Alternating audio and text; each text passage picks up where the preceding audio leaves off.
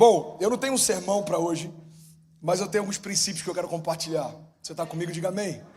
Eu preciso de pelo menos 50 incendiários aqui nessa noite, apaixonados por Jesus. Eu quero falar sobre permanecermos e sermos imparáveis, apesar dos ataques que se levantam. E se o som puder me ajudar, a gente vai junto até o final. Permanecemos apesar dos ataques que se levantam. Irmão, olha para mim. Os ataques não vão diminuir.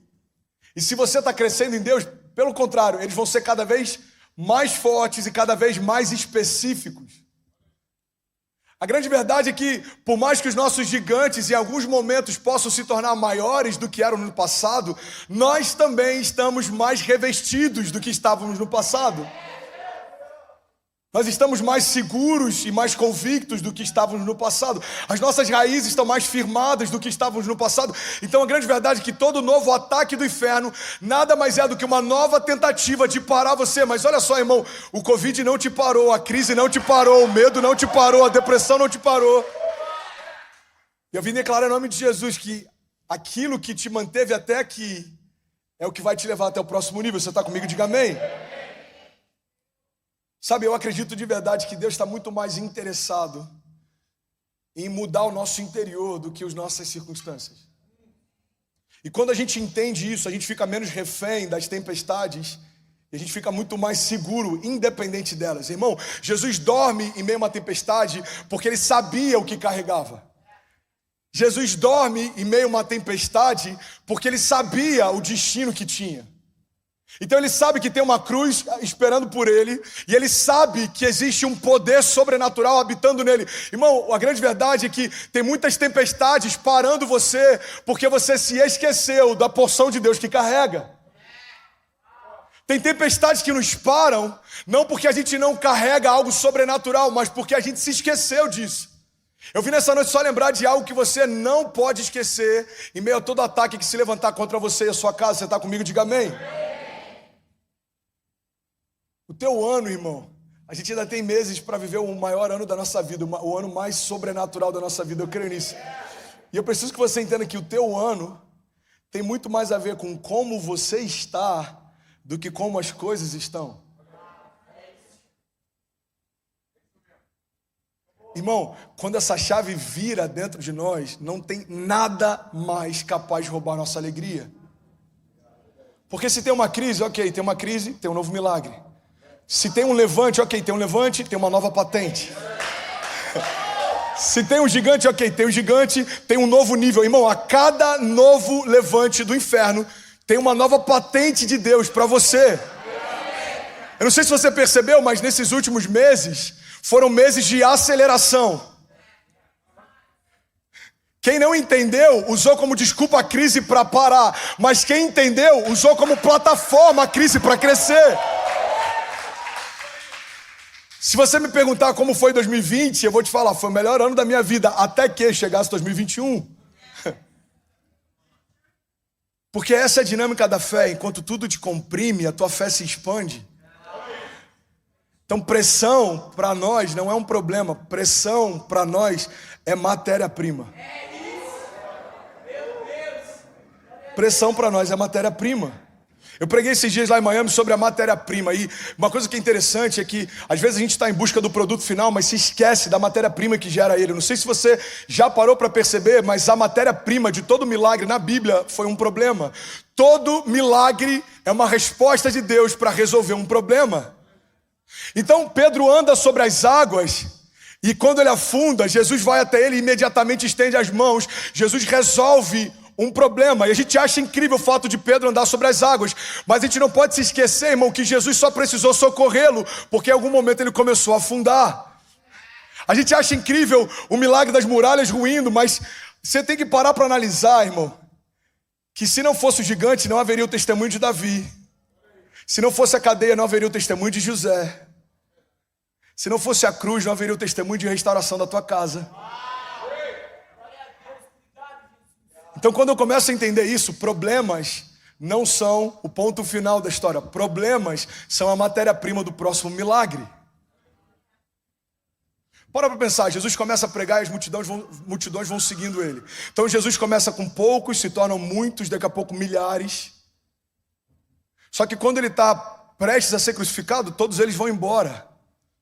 A popularidade de Jesus se esvai em algumas horas. Você já parou para pensar, eu estou falando isso para uma geração que está em busca de autoaprovação o tempo inteiro, irmão. Você já parou para pensar que no momento da menor popularidade de Jesus é quando aconteceu o ápice do seu propósito? Se Jesus olhasse para quem estava perto, ele poderia acreditar que aquele era o momento, talvez, de maior abandono do seu ministério, quando na verdade ele está a algumas horas de viver o maior propósito da história de toda a criação. O verbo da vida morreu para cada um de nós poder viver. O único Filho de Deus se fez homem para que todos os homens pudessem ser feitos filhos de Deus. Irmão, Jesus ele está a alguns passos da redenção. Mas tem dor, vergonha, nudez. Cães me rodeiam, zombam de mim. Isso está lá em Salmos. A Bíblia já predizia o que aconteceria. Não havia beleza nele ou nada que nos atraísse. Irmão, a gente precisa entender que alguns problemas que Deus permite que se apresentem são convites de Deus para o próximo nível, sobrenatural. Você crê nisso? Diga amém. Então vim aqui só para te lembrar, o teu ano, a tua história, a tua jornada, a tua casa, o teu destino tem muito mais a ver com como você está do que como as coisas estão. Hoje pela manhã eu ministrei Deuteronômio 28:6. Vocês serão abençoados em tudo o que fizerem. E o Senhor concederá que sejam derrotados diante de vocês os inimigos que os atacarem. Então virão a vocês por um caminho, mas por 7 caminhos eles fugirão. E se você não estava de manhã, eu vou resumir bem rápido 2 chaves que Deus ministrou para a gente hoje de manhã. A primeira chave, irmão, é que a palavra está deixando clara que Deus vai derrotar os nossos inimigos na nossa presença. E se você não ouviu isso, eu queria que você ouvisse e guardasse isso com você. Declara comigo, diga: os meus inimigos não são o problema. Diga, eles são a plateia. A palavra está deixando clara que eles serão derrotados diante de nós. Olha o que Deuteronômio está dizendo: vocês serão abençoados em tudo que fizerem, e o Senhor concederá que sejam derrotados diante de vocês. O salmista em outro momento diz: o Senhor prepara uma mesa na presença dos meus inimigos, e Ele me honra ungindo a minha cabeça com óleo, o meu cálice faz transbordar. Irmão, eu só vim te lembrar que a presença dos seus inimigos não significa a ausência de Deus. A presença dos seus inimigos significa que Deus preparou uma festa para derramar dupla honra sobre você na presença daquilo que tentou te parar. Você recebe isso? Pastor, eu acho muito positivista, eu acho muito romantizada essa história. Eu estou falando sobre evangelho. Evangelho fala sobre a dupla honra de Deus cobrindo a vergonha. Evangelho fala sobre a cura cobrindo a enfermidade. Evangelho fala sobre o novo cobrindo o velho. Evangelho fala sobre um vinho novo, um novo tempo, um novo nível, novos sonhos. Agora, qual é o sentido de Deus te honrar no lugar em que o inferno nunca te feriu?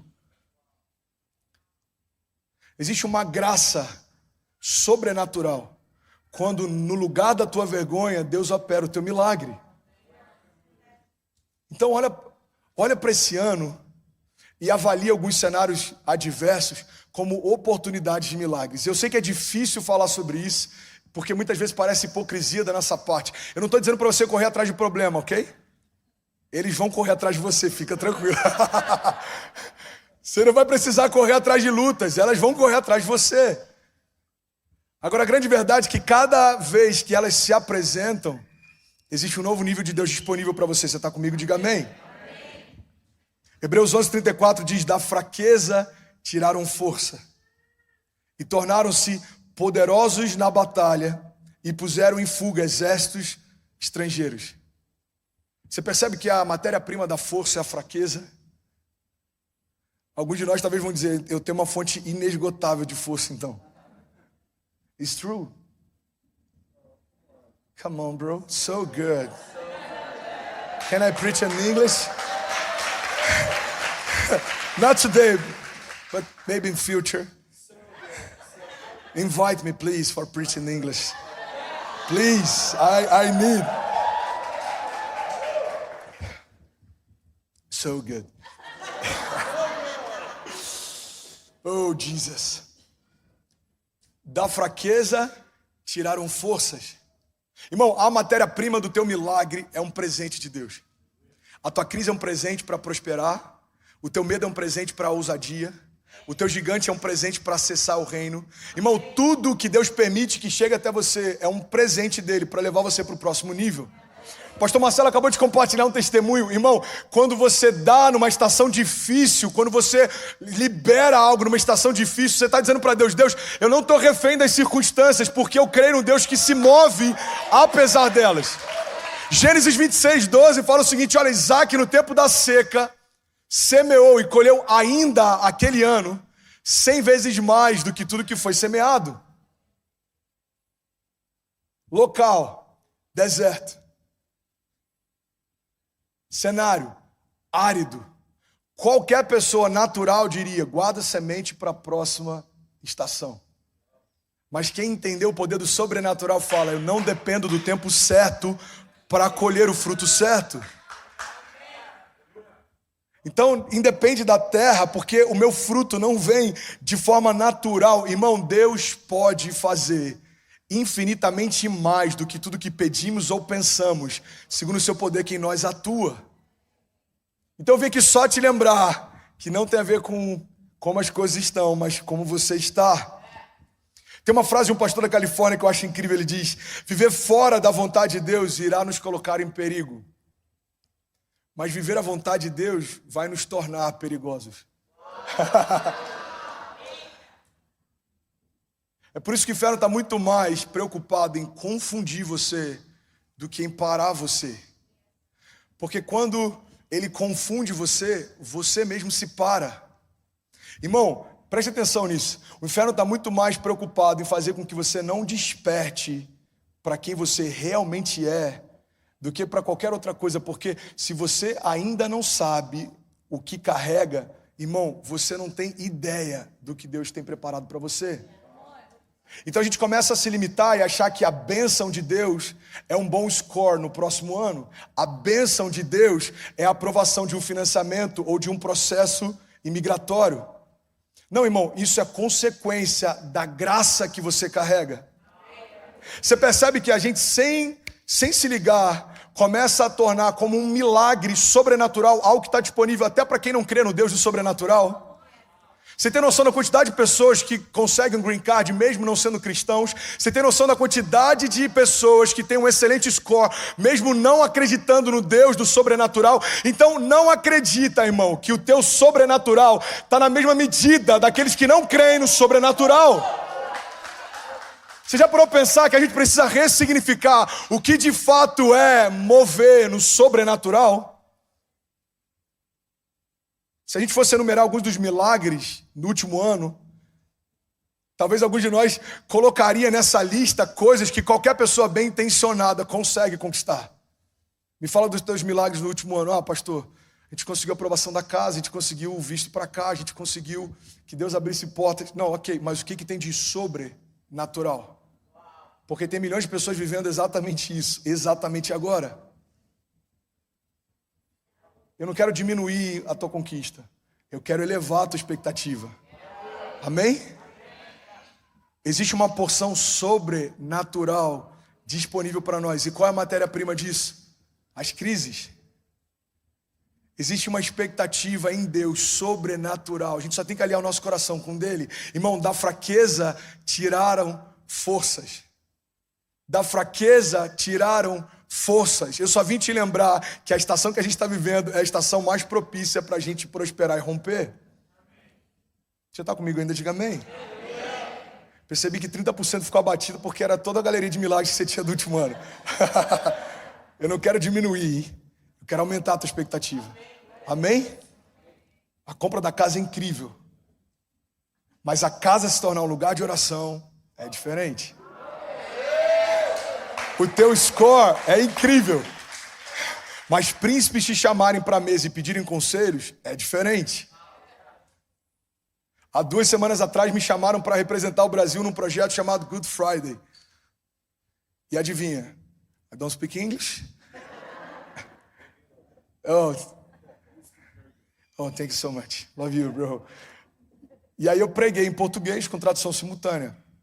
E aí tava Carrie Job, a galera da Bethel, convidaram Cash Luna. E aí, por um acaso, eu fiquei super triste com isso. Por um acaso, não deu pro vídeo do Cash Luna ser enviado. E eles traduziram o meu para espanhol e passaram em toda a América Latina, representando a pregação do Cash Luna. Onde é que eu quero chegar nisso? Alguém que não fala inglês foi convidado para uma mesa que nunca pediu para entrar e Deus usou a voz para tocar nações que ele nunca vai pisar. Por quê? Porque isso é uma porção sobrenatural. É quando você não pede e Deus te convida, é quando você não força e Deus abre, é quando você não pode, Deus faz. Favor e graça é Deus colocando aqueles que sabem que não são e meio aqueles que pensam que são para mostrar que Ele é. Você está comigo? Ele é. Qual é a tua credencial para estar onde você está? Jesus, irmão. Só Ele para me trazer até aqui. Não sei se você percebe, mas existe um espírito de intimidação na América. Começa na imigração, na porta de entrada da nação. É sério? Da última vez que eu fui entrar, levaram a gente para um oficial do ICE. E quem já viu algum documentário do ICE no Netflix sabe a sensação que a gente teve. Não assista, ok? Não faça isso. A gente chega lá todo feliz, você faz aquela cara de paisagem, de que tá tudo certo. Última cabine ali, ICE, oh Jesus. Aí o cara falou, você é permanente? Eu falei, sou estudante. Não, então você não é permanente, você é um estudante. O tempo inteiro vai tentar colocar você no teu lugar devido. Então você entra assim, aí a tua habilitação não vale, você tem que ter uma nova. O teu documento não vale, você tem que ter um novo. A tua identidade não vale, você tem que ter um novo. O tempo inteiro a nação está deixando claro que você aqui não é ninguém. E você precisa começar uma nova história, construir uma nova identidade, começar um novo score e começar um novo lastro. Você aqui tem uma história que não vale aqui. Tem uma língua que não funciona aqui. Isso não é um problema. Se a gente for vitimista, a gente vai dizer que esse é o problema pelo qual a gente não prospera ou não rompe. Não, isso não é um problema. Isso é normal. É uma nação defendendo a sua soberania, isso é normal. Mas quando a gente vira uma chave e entende o que a gente realmente carrega e que a gente realmente é, a gente sai do lugar de vir para uma nação pedir favor e a gente entende que foi trazido por Deus para liberar favor. Irmão, recebe isso, de verdade. Eu estou quase terminando e eu nem ia pregar sobre isso hoje, mas eu sinto de compartilhar isso. Nós somos um presente para esse lugar. Os nossos filhos são um perfume para esse lugar. A nossa igreja é um bálsamo para esse lugar. As palavras que Deus vai nos dar vão ser palavras de direção para esse lugar. Nós somos como um farol colocado em meio a uma noite escura. Como um clamor de quem não consegue clamar.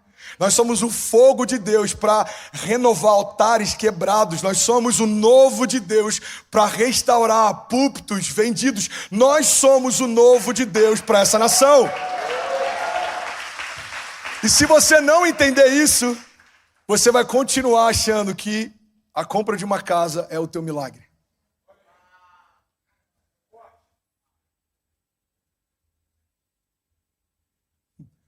Eu de verdade acredito, e eu falo isso debaixo de muito temor, eu realmente acredito que os meus filhos são um favor de Deus para essa nação. Não porque eles são especiais, mas eles carregam algo especial. Somos como os vasos de barro que carregam um tesouro precioso. Continuamos sendo barro, mas continuamos tendo um tesouro precioso. Faz sentido para você? A gente recebeu a Bethel também lá durante 2 ou 3 dias e num dos momentos a tradutora foi tomada pelo Espírito Santo, a gente teve que trocar ela. Daqui a pouco o pastor Tracy, que estava ministrando, aí ele, pastor, vem cá, os alunos querem orar por você. Aí a gente subiu e ele caiu e a gente começou a orar por ele. Aí foi um mover, aí daqui a pouco ele, cara, eu quero me tornar brasileiro, eu posso ser brasileiro? Alguns americanos já entenderam o que a gente ainda não entendeu. O Andrew Bud esteve aqui ano passado e a pregação dele, Brasil, Lydias, tipo isso, né? Lydias. Leaders. Brasil nos lidere. Eu tô quase terminando, eu juro. Alguém bota o conta. Just 1 minute? Oh my gosh. Vocês me dão 5 minutos? Ok. Certeza que o pastor tá lá no grupo dos pastores. Corta o Fernandes aí, porque senão... Jesus. Te amo, pastorzão. Se o pastor Márcio tivesse assistido junto com você, te amo também, pastorzão. Sua barba tá linda. Ganhei mais 3 minutos, O instrumental pode subir, inclusive, para parecer que a gente está terminando. Me ajuda aí. O que eu estava falando mesmo? Leaders. Oh, thank you so much. Irmão, você está aqui por um propósito. Primeiro dia da conferência da Bethel aconteceu algo incrível. Há algumas semanas atrás, eu comecei a tirar de um papel um sonho que Deus me deu alguns anos atrás, de fazer um livro infantil. E aí o tema do livro fala a respeito de um menino que sonhava com a chuva. E aí eu estava falando com o ilustrador, a gente já fez o personagem. Ele falou, como é que você quer? Eu falei, cara, a única coisa que eu sei é que vai ter uma terra árida e nenhuma nuvem. E o olho desse menino tem que ser completamente cheio de esperança. A gente tem que olhar para ele e falar, uau, tem esperança nele. Eu vejo expectativa no olhar dessa criança. Ele falou, como é que vai ser a narrativa? Eu falei, eu só sei da primeira e da última cena. Na primeira, é um menino em meio a um lugar seco, com um olhar para o céu, esperando pela nuvem. E a última cena? A última cena, esse menino está dançando na chuva. E aí eu falei, é isso, beleza, o livro está sendo produzido, a gente está gerando ele. E aí há 2 semanas atrás, no meio de um culto, eu estava chorando porque...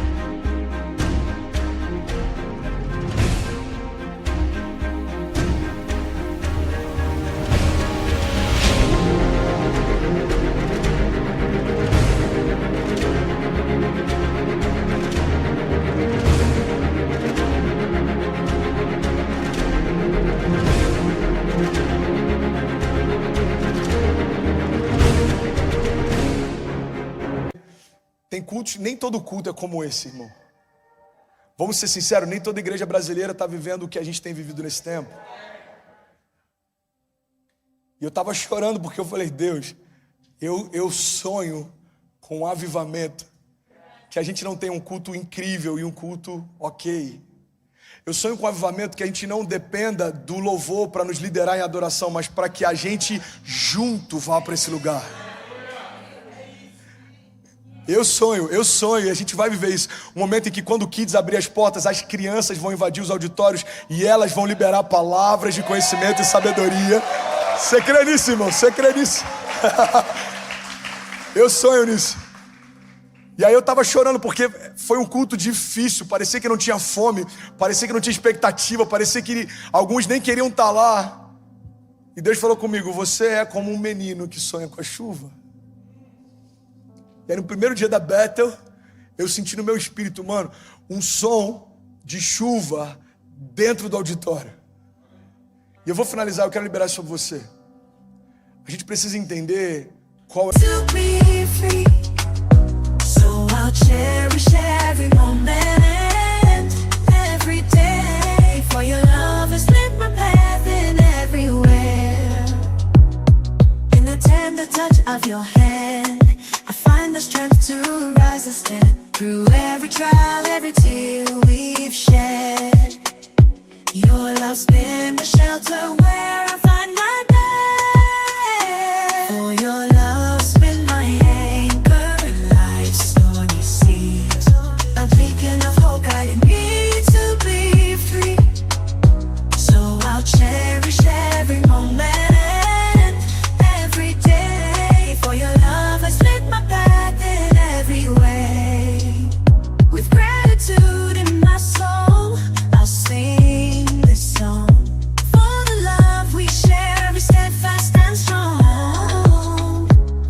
propósito pelo qual Deus nos trouxe até aqui.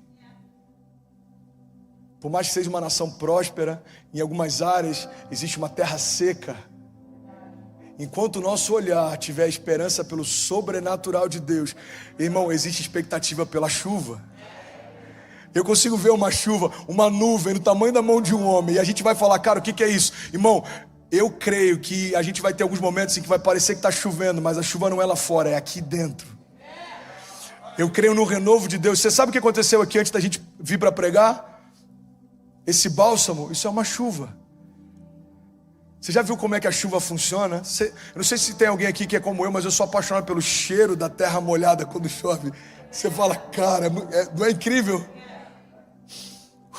Você consegue sentir o cheiro da chuva, mas a chuva não tem cheiro. Mas quando ela vem, tudo passa a ter um cheiro diferente, porque ela chegou. A chuva não tem cheiro, irmão, a água não tem cheiro, mas quando ela vem, as coisas começam a ser evidenciadas. E assim vai ser sobre você e a sua casa, eu declaro isso.